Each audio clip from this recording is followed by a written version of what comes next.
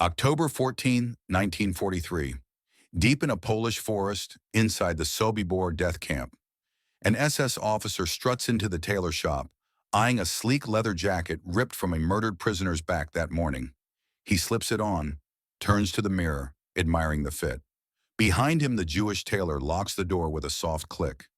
Two prisoners step from the shadows, hatchets gripped tight in calloused hands. Before the Nazi can spin around, the first axe swings. A wet crack echoes like thunder in the tiny room. His skull splits wide open. Blood sprays across the mirror. He crumples to the floor, dead in seconds. The prisoners drag his body behind a curtain, pile stolen coats over the mess, and scatter sawdust to soak up the red. Hearts pounding, they wipe their hands and wait. One down, 10 to go. This isn't some wild fantasy. These are starving men, forced laborers in a Nazi extermination factory, pulling off the impossible. In the next 60 minutes, they'll try to assassinate every SS officer in the camp. 11 men one by one, every 15 minutes. No guns, no outside help, just axes, knives, and a timetable scratched from memory. And here's the insane part. The plan's actually working so far. Meet the underdogs behind it. Alexander Sasha Pechersky, a battle-hardened Soviet lieutenant, captured and unbreakable. He's the strategist, turning Nazi greed into a deadly trap. Leon Feldhendler, a Polish-Jewish organizer, the quiet firebrand who's been plotting resistance for months. Together, they're not just survivors, they're avengers, proving that even in hell, the oppressed can flip the script. But this isn't just a pulse-pounding escape story. It's a raw reminder that beating impossible odds starts with one bold move: exploiting your enemy's weakness before they crush yours. Whispers rip through the barracks. The Nazis are shutting down the camps, erasing evidence as the Red Army closes in. Liquidation's coming, mass graves just outside the fence. So how do 600 doomed prisoners turn a death factory against its masters? And what snaps the silence at 4:50 p.m., turning stealth into slaughter? To get there, we've got to rewind to how this nightmare machine was built, and why escape seemed like a pipe dream. Picture this. A train rattles into a fake railway station, flower boxes blooming along the platform, a painted clock forever stuck at 6 o'clock. Families step off, clutching suitcases, thinking they've hit a labor camp. Smiles fade fast. Within 3 hours, almost everyone's gone. Gassed, stripped, burned.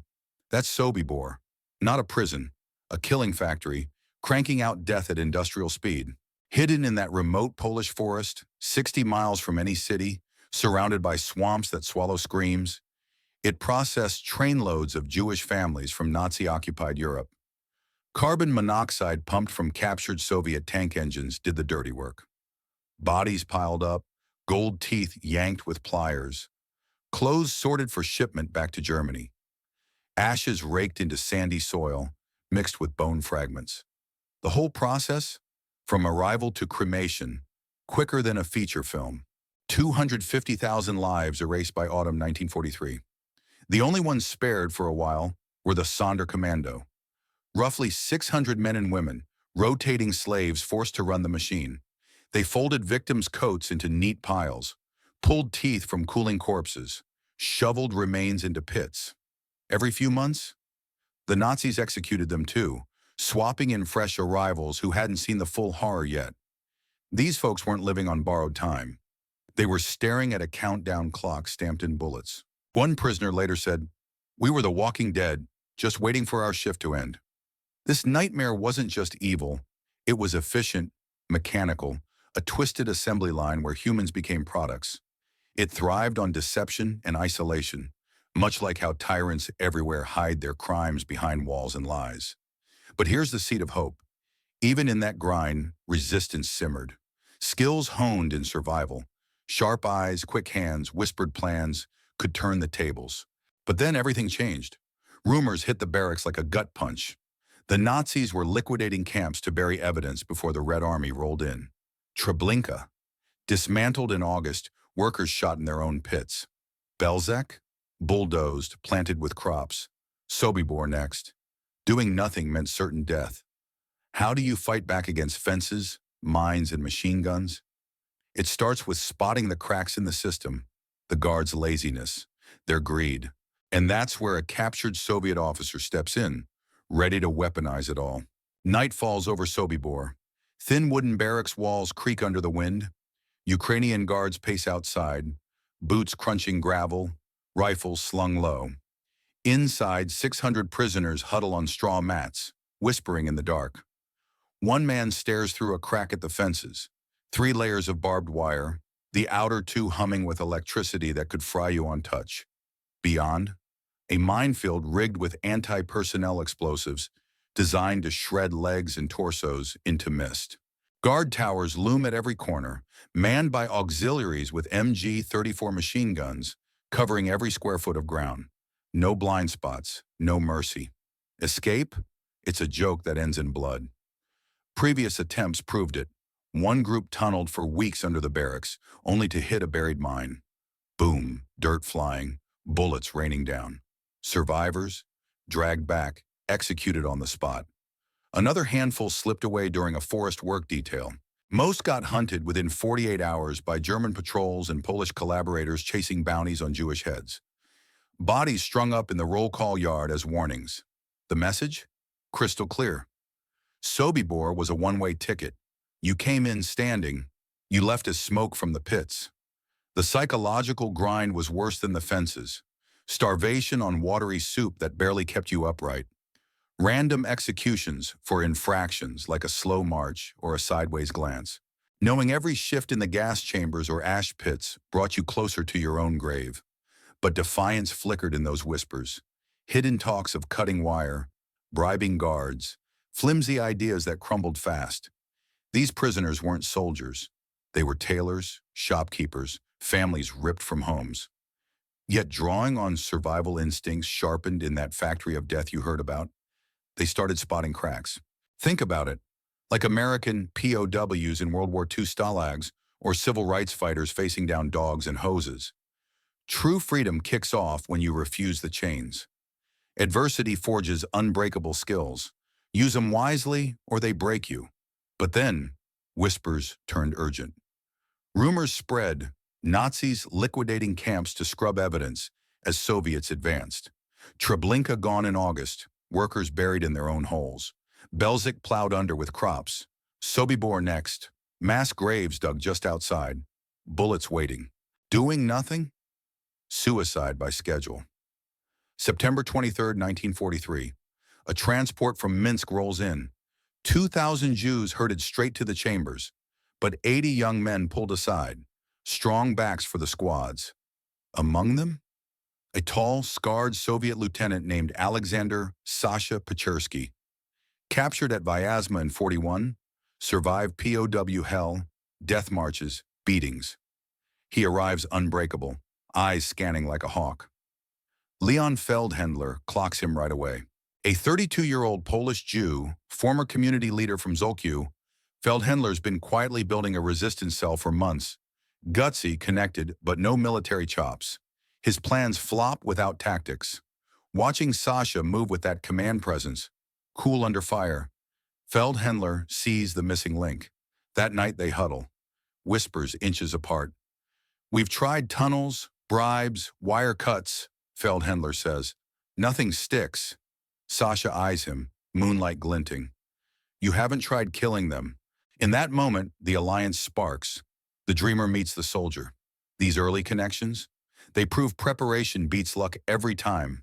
Mapping weaknesses, recruiting the right allies turns underdogs into threats. But whispers of absent top Nazis force their hand early. What if one slip blows it all?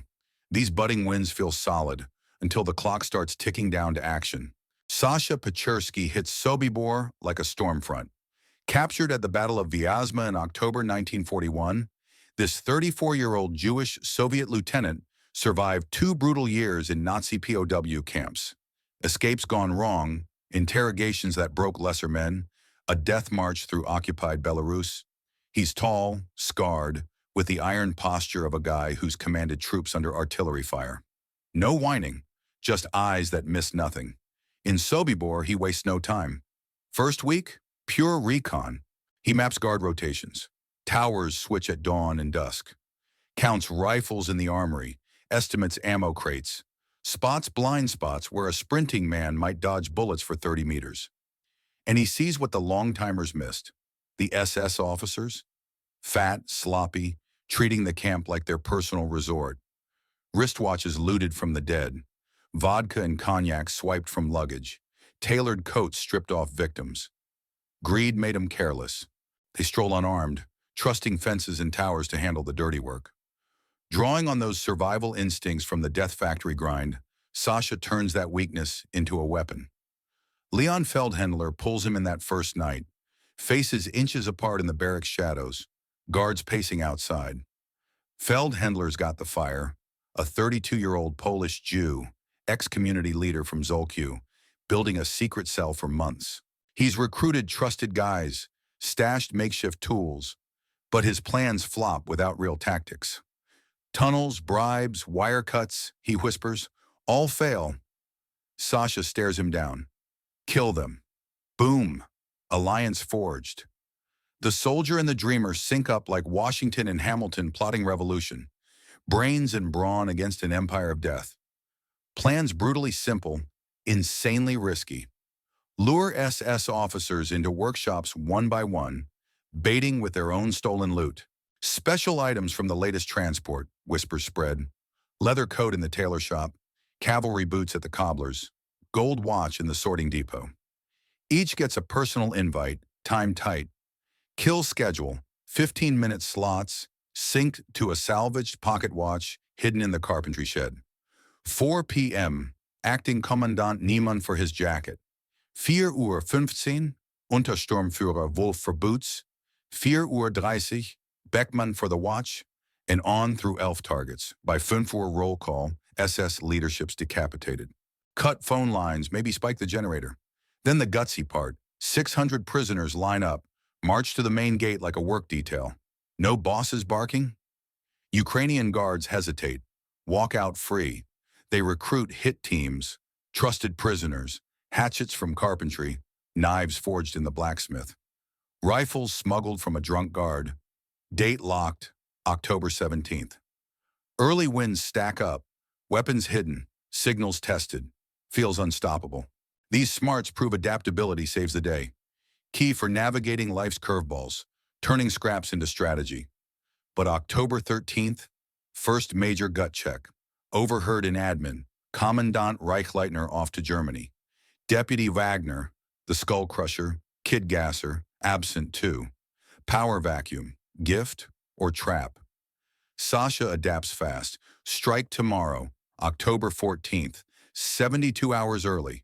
Ready or not, tension skyrockets. One close call and prep could doom them all. This rushed victory opens doors to the real bloodbath and the ticking clock that could betray everything. Fresh off that rushed call to strike early, the tension in Sobibor cranks up to 11. October 13th, 1943, prisoners eavesdropping near the admin building catch the bombshell. Commandant Franz Reichleitner bolted for Germany on some trip. Even wilder, his deputy, Gustav Wagner, the monster who crushed skulls with shovels, shot prisoners for fun, and picked kids for the gas chambers with a grin, is MIA too. The two deadliest Nazis in camp, gone at once. Paranoia spikes. Is this a setup? A honey trap to flush out resistors? Or a golden window? Sasha Pechersky doesn't blink. He adapts on the fly, huddling with Feldhendler and their core team. We go tomorrow, he says, voice low but steel. October 14th, 72 hours ahead of schedule. No time for tweaks. Hubris? Nah, these guys know success can blind you, but they're grounded in the grit. Stay sharp or die sloppy. That night, the barracks buzz like a live wire. Whispers ripple through the shadows. Orders passed in nods and hand signals. Knives get sharpened on concrete floors, edges tested on thumbs. Hatchets from the carpentry shed, blades dulled from wood but hungry for blood. A couple rifles and a pistol, smuggled from the armory when a Ukrainian guard got too deep in his vodka. Assignments locked in, who hits which workshop, who wields the axe, who signals across the yard. Sleep? Forget it. Hearts hammer against ribs, minds racing through what-ifs. One snitch, one nervous twitch, and it's mass execution. Paranoia creeps in. Eyes dart to fellow prisoners. Who's solid? Who's cracking? Himmler quells it with quiet pep talks, but doubt lingers. These aren't pros. They're survivors turning desperation into a machine. Evolution hits fast. What started as loose resistance cells morphs into a precision op. They layer complications on purpose. Cut the phone lines at 3:45 p.m. tomorrow. Disable the generator if they can snag wire cutters. Bait refined. Personal invites to officers. Timed agreed. But risks stack like bodies in the pits. Accelerating means half-baked prep. Fewer weapons tested. Signals rushed. One team leader confesses, "I'm freer than ever," gripping his knife. But it's bravado masking fear. Hubris blinds even the smartest. Stay grounded, or overconfidence bites back. Dawn breaks October 14th. Prisoners drift to positions like ghosts. Tailor shop stocked with coats. Cobbler's bench cleared for fittings. Sorting depot piled with loot. At 3:45 p.m. sharp, a guy with stolen pliers severs the phone line to the outside world. Snip, isolation complete. Close call, a guard strolls by, cigarette dangling, but doesn't glance down. Hearts skip, positions held. 4 p.m. nears. The hour of silent slaughter looms. These twists, rushed timeline, vanishing bosses, mounting paranoia, prove heroes or villains? You decide, but in the gray of genocide, resistance blurs lines. They were building to an inevitable showdown, where one missed kill could unravel everything. All those complications, the rushed timeline, the paranoia, the vanishing bosses, explode into this razor-edge hour. October 14th, 1943, 4 p.m. sharp. Acting Commandant Johann Niemann struts into the tailor shop, ready for his leather jacket. Door locks behind him. Two prisoners lunge from the shadows. Axe swings. Wet crack. Skull splits. He drops like a sack. Blood pools, but they drag him fast behind a curtain. Stack coats high. Scatter sawdust. Wipe hands. Reset. Hearts jackhammering. One down. 10 to go. Time freezes in that stuffy room. Air thick with leather and copper. One wrong noise, and it's over. 4:15 p.m. Untersturmführer Josef Wolf hits the cobbler's hut, eyeing custom boots measured last week.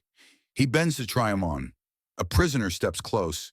Blade flashes across his throat. Gurgle, collapse. Two guys catch the body, haul it to the back, tarp over the red spill.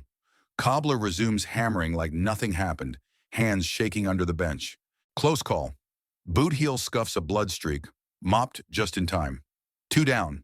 Tension coils tighter, like a spring ready to snap.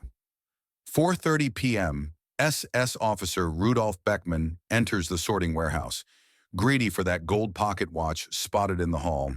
Shelves stacked with stolen lives, coats, shoes, lives reduced to inventory. Young prisoner Yehuda Lerner bursts from behind a rack, drives a makeshift knife deep into his chest. Beckman staggers, falls onto a pile of fabric, blood-soaking threads from folks he sent to the gas. Roll him under the table. Cover with more coats. 3 down. But hubris creeps in. Success makes him bold. Masks slipping. A Ukrainian collaborator wanders by the door, peers in. Lerner freezes, smiles bland. Guard shrugs, moves on. Paranoia spikes. How long till someone notices? The killings cascade in grim rhythm. 4:35, carpentry shed. A guard strangled, stabbed through the kidney, body shoved behind lumber. 4:40, storage depot. Two more SS axed while pawing binoculars, crammed into crates. 4:45, garage. Hammer to the skull on a Nazi inspecting a motorcycle. By now, 9 Germans dead, plus brutal auxiliaries. Workshops turn into morgues. Corpses propped in chairs like drunks napping, hats tilted over ruined faces. Blood trails mopped furiously, while patrols smoke 10 feet away. It's a macabre ballet. Kill, hide, clean, repeat. Prisoners snatch weapons. Lugers, Mausers, grenades. From bare hands to armed, slick with enemy blood. Power shifts barely, but the net tightens. Hiding a dozen bodies? Logistical nightmare. One speck on a cuff, one missed pool, and alarms blare. 4:50 p.m. peak drama hits. SS Oberscharführer Karl Frenzel, the cruelest, beatings for sport, executions on whims, still alive. Supposed to be lured to carpentry, acts like the rest. But he no-shows. Distracted? Gut feeling? He's prowling the yard, pistol holstered, clueless but deadly. 10 minutes to roll call. If he spots a missing officer, stumbles on a body, game over. Prisoners glance from workshops, terror in their eyes. The plan's a partial win. Leadership gutted, but this wild card could torch it all. The peak reveals the true cost of defiance. Lives balanced on seconds, blood on every hand. When the dust of this silent slaughter settles, the real consequences hit hard. One discovery away from total chaos. After that brutal showdown in the workshops, the bodies hidden, the blood barely mopped, the silence shatters at 4:55 p.m. A sharp whistle pierces the air, then the camp siren wails like a demon. Someone spotted a corpse, maybe SS Untersturmführer Erich Bauer, back from an errand, yanking a tarp off a boot in the sorting depot. He draws his pistol, screams in German, and blasts at the nearest prisoners. Chaos erupts. Karl Frenzel sprints to a tower, grabs an MG-34, and unleashes hell. 900 rounds a minute stitching death across the yard. Sasha Pechersky doesn't flinch. He leaps onto a table in the assembly yard, facing 600 frozen souls. "Comrades, forward to the gate!" For a heartbeat, nothing. Then a roar explodes. The sound of the damned choosing fight over fate. The mass surges. Prisoners drop rakes, brooms, bundles. They charge the fences, the gate, anywhere. Rebels with captured rifles pop shots at towers. One sniper tumbles, chest blooming red. Another ducks, buying precious seconds. At the inner wire, the wave crashes. Hands claw barbed strands, hatchets hack. Frenzel's gun chatters, bodies drop in heaps. But the surge doesn't stop. They climb over the fallen, ripping gaps. Blood slicks everything. At the main gate, a knot overwhelms two guards, clubs them down with rifle butts. No key, redirect to side breaches. In 5 minutes of carnage, the inner perimeter falls. Ragged figures spill into no man's land. 200 meters of sand to the forest. The minefield claims the first runners. Boom! Geysers of dirt and limbs. Screams mixed with rifle cracks. But survivors adapt. Follow the craters, gamble on cleared ground. Some step on the dead like gruesome bridges. Nightmare fuel, but it works. Dozens hit the trees, then scores, then hundreds. Gasping, bleeding, but out. Towers keep firing, cutting stragglers. Roughly half the chargers lie dead in the yard, wire or mines. But 300 break free into the swampy woods, scattering in small groups to dodge patrols. Manhunts rage. SS troops, Wehrmacht, locals. Many recaptured, shot on sight. Others link with Soviet partisans, fight on. About 50 survived to war's end. Reflections hit hard. Sasha later wrote of the cost, vowing the story's truth against Soviet whitewashing. Himmler hid out, but got killed by Polish nationalists in 45. Weeks from victory. Loose ends, Himmler fumes. Orders Sobibor raised. Remaining prisoners executed, site bulldozed, pines planted to erase it. This downfall teaches us unchecked evil crumbles when exploited. Greed blinds tyrants, but courage flips scripts. Balance defiance with smarts or pay in blood. Even in defeat for many, the legacy endures. Witnesses who ensured 250,000 voices echo. But even in that partial triumph, the real mark lingers. A death camp destroyed from within, whispers carrying on through pines to this day. But even in that partial triumph, with whispers carrying on through the pines, the real mark of Sobibor lingers far beyond the blood-soaked sand. Heinrich Himmler, the Holocaust's architect, boils over in rage. He orders the camp liquidated on the spot. The remaining prisoners, those in the isolated Camp 3 who missed the signal, are lined up and shot, buried in the pits they once filled. Then the demolition crews roll in. Gas chambers crumbled, barracks torched, fences ripped out, rail sidings erased. They pave it all with asphalt, plant crops over the graves, and seed pine trees to blend it into the forest. On Nazi maps, Sobibor vanishes, like it never existed. They think they buried the crime forever. Wrong. The survivors scatter, but they don't fade. Sasha Pechersky links up with Soviet partisans, fights his way to Berlin with the Red Army. He spends decades battling Soviet censors who downplay the Jewish side of the Holocaust, vowing the full story gets told. Leon Feldhendler hides in Polish farmhouses and haystacks, but anti-Semitic nationalists gun him down in Lublin in April 1945, just weeks before Germany's surrender. The other 50 who make it to Allied victory, they testify at war crimes trials, pen memoirs, sit for interviews. Names like Frenzel, who survived and got life in prison, face justice because of them. Those voices rise for the 250,000 silent souls, turning whispers into roars that echo through history. This isn't just survival, it's defiance that shatters myths. Prisoners didn't just endure a Nazi death machine, they gutted it from inside. It proves resistance is possible even in genocide's gears, inspiring memorials worldwide. Think Holocaust museums across America, a reminder that democracy's our shield against such horrors, but it demands vigilance. Final reflection. The rebels' greatest weapon wasn't rifles or axes. It was spotting Nazi greed and flipping it into a trap. Courage over complacency. Those pines at Sobibor still stand, roots tangled in ash and bone. But thanks to Sasha, Leon, and 600 who refused quiet deaths, the killer's silence breaks. The story endures, a wake-up call. In darkness, one spark can ignite freedom's fight. If this tale of grit and rebellion hooked you, hit that subscribe button for more unbelievable true stories from history.